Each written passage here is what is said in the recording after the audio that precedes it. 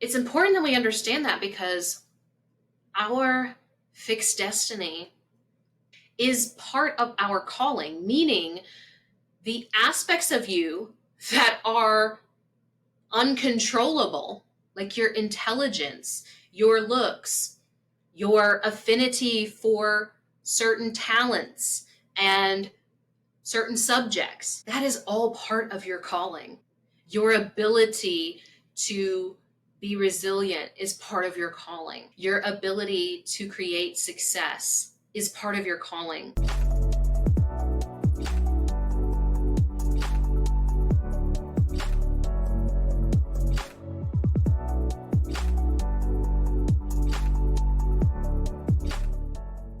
I hope you've got your favorite beverage because we're diving into some tea around a fear of being seen and a fear of success. Now, why are we talking about this? Earlier this week, I put out a post, and I've got to be completely transparent. It was uncomfortable. It was real uncomfortable because number one, I'm quite a private person. Even though I don't know, there's like this paradox of transparency when people ask me stuff, but I don't perform. I only perform if it's on a stage, and I told y'all it's a performance. But I struggle with performing. But this week, I put out a post about my own journey, how my husband and I 5 years ago set down to make this goal of creating $100,000 a year as a couple, which, by the way, is nothing to scoff at. That is an incredible goal that a lot of people would love to achieve. However, in the last 5 years, we have gone far above and beyond that amount. In fact, just before I popped on here, my husband so lovingly interrupted me. He didn't know he was interrupting me, but he interrupted me with some really great news. So I took a little bit of time to celebrate with him that he had just closed a project for $250,000. And he's closed multiple six-figure contracts lately. And so we were talking through some of the things that he's got to work with team, bringing on more people, making sure he's got the support, because quite literally at this next level, he cannot do it all himself. So anyway, I shared this story on Reels this week, and it took me a solid 30 minutes to record a 90-second reel because I was so resistant to sharing those things. And I started reflecting on why that is. Where is that coming from? And in dealing with so many clients who, especially female entrepreneurs, this is one of our biggest hurdles that we have to navigate in layers. And there's layers to this shit, okay? Overcoming this fear of being seen, this fear of being visible, this fear of success even. Let's start with, how do you know? How do you know if you're experiencing that? First of all, notice in my story that I just shared with you that I recognized it because I was resistant to do it. It was a 90-second reel. It should have taken me maybe 3 minutes to record it, or 5 minutes, right? Obviously, there was something deeper going on, and it felt like it was really hard, or I was having to push through something, right? So that by itself led me to uncover that there is something underneath this. I didn't know what that something was. I had to go through some questions. But what is a fear of being seen, really? As I started to look back through my lifetime, through my childhood, and even to this day, what I experience is that I felt a lot of judgment for who I was. Some of it that I couldn't control. For example, my looks, how I look.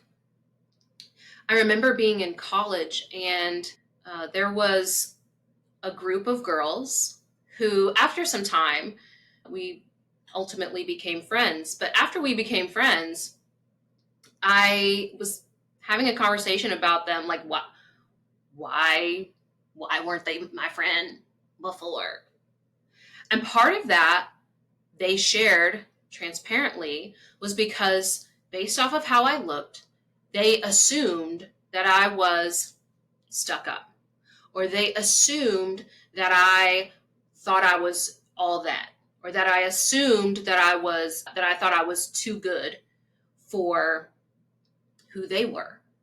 And the truth was that this is just my face. I was just born with this face. Sometimes I put makeup on it, right? But maybe I was born this way, right? And you probably have had similar experiences, even if it wasn't that, where maybe you were judged for being smart, right? Maybe you were judged, maybe you were made fun of and called the teacher's pet. Raising my hand. I experienced that one for sure. Or maybe you were an entertainer, or you were into music or theater, or you created art, and people thought you were a show off because of that. Or maybe I grew up in small town southern West Virginia, and if you're not from West Virginia, you could probably hear that I got a little bit of an accent. But in West Virginia, I speak pretty proper. I'm gonna sip my tea as I say pretty. Oh my God, that got cold so fast. But I remember distinctly how many times I was made fun of for talking white. Sounds terrible to say. But it wasn't just from schoolmates. I also experienced this in my family. And a lot of people experience this in their family. And it's not always a conscious thing, but it's pretty common to have either a parent or a sibling experience jealousy because of who you are. Even if you're not trying to make them jealous, just your existence triggers something in them where they compare themselves to you, and you experienced that frequency of jealousy from them. Now, when this happens, especially as a child and you're unaware of it, or even now, if that's been happening and you're not aware of it, number one, it's important to get aware that it's happening so that you can consciously choose if you want to receive that jealousy or let it go and not take it to mean anything about you, which I'm going to advise that one, unless somehow it works for you. But when you're a child and that is your home environment, that's the space that you're growing up in, we've got to recognize that we are human beings who need connection. And as a child, we will do anything to maintain that connection, that safety of relation, even if the people around us are giving out an energy that isn't really beneficial to anyone. Now, I'm not going to go and label this toxic behavior, because the truth is, like, we're all doing this, and even experiencing jealousy can be a great expander for you. If that is you right now, like, I know I'm an expander for so many people. So many people. Because when I show up in certain ways and in certain spaces and with audacity to be myself, to be all of me, right? Then that is going to trigger in others who also have a desire to want to be all of them too. It triggers this reminder of, oh my gosh, I'm not being that. And if they're not aware of that happening, which most people aren't, They will project that outward, right? And they'll make it mean something about you.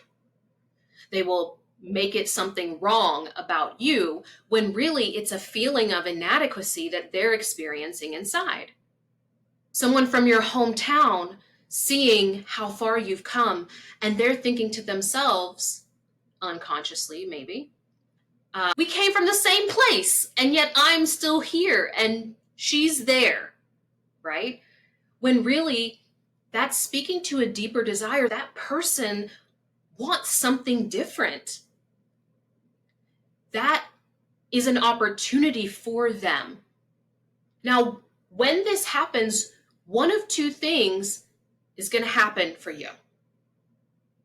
I want you to pay attention to this really closely, because the most common thing that happens is that when we experience that projection or that judgment from someone else, who do you think you are to be all that?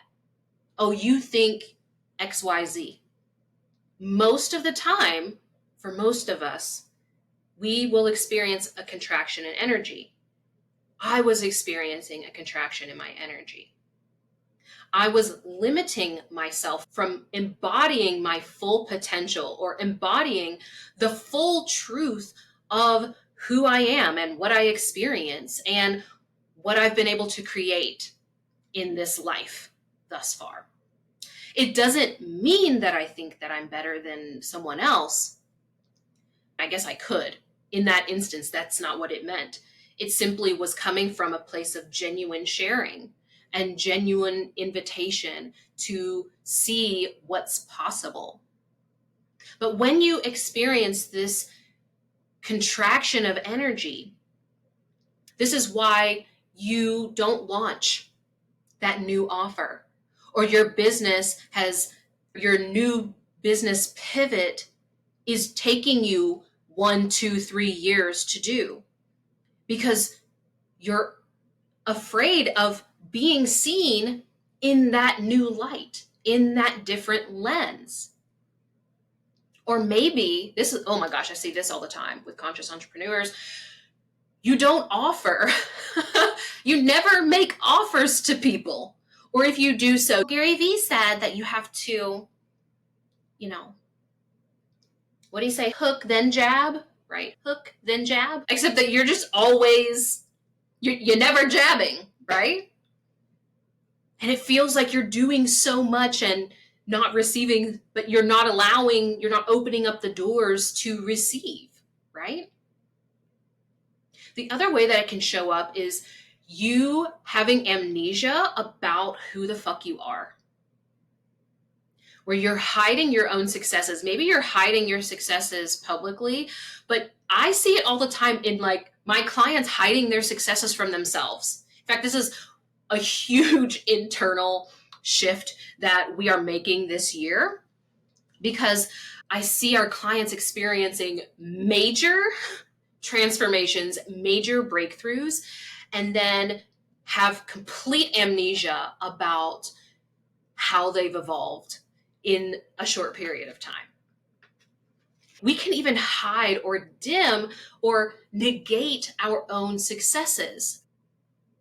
I'm speaking from a place of, I know this because I've done this, and I'm also navigating layers of this. It's not just like a one and done thing where, oh, I got it, I'm fixed now. No. Ultimately, this is a control mechanism. In order to feel safe, in order to stay connected to the people that you know, or the people, the known in your life versus stepping into the unknown, we try to control what other people think about us. So we don't share. We don't talk about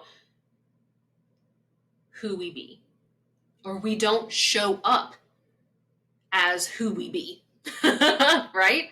And this is why we struggle to magnetize that next level. Because how's anyone going to be magnetized if they can't see you? if they can't see what it is that they would be, that they would, I can't talk, that they would be magnetized to. The other part that I was really thinking about, I was thinking about this concept, it's a spiritual concept of destiny. And in my initiation, we understand that there are two different aspects of destiny, right? There is flexible destiny and there's fixed destiny. So our fixed destiny is all of the aspects of our life, this lifetime. All of the things that we don't have control over. So that could be where you were born, what time you were born, the family you're born into, but it's also who you are, like what you came into this lifetime with. So your complexion, your hair, your IQ, and are part of your fixed destiny. It's important that we understand that because our fixed destiny is part of our calling, meaning the aspects of you that are uncontrollable, like your intelligence, your looks, your affinity for certain talents and certain subjects. That is all part of your calling. That's all part of your calling. Your ability to be resilient is part of your calling. Your ability to create success is part of your calling. This part, like, really, the more that I sit with it, the more that the responsibility is outweighing my own fear of being seen.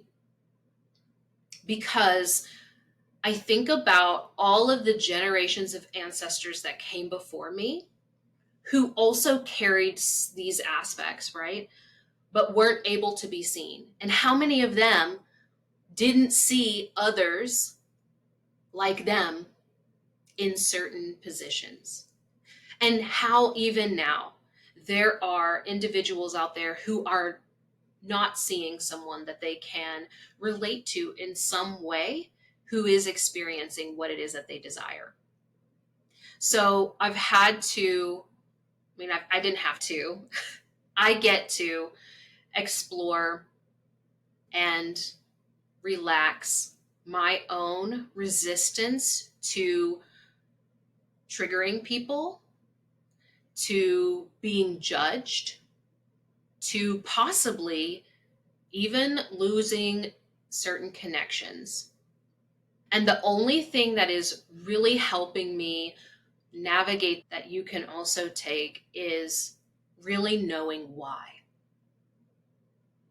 To do all of that just for money or just for recognition doesn't feel worth it enough.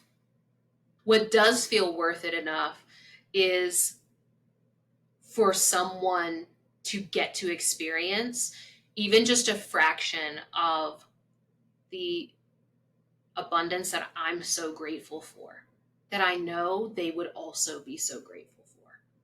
If it begins to feel selfish to remain hidden.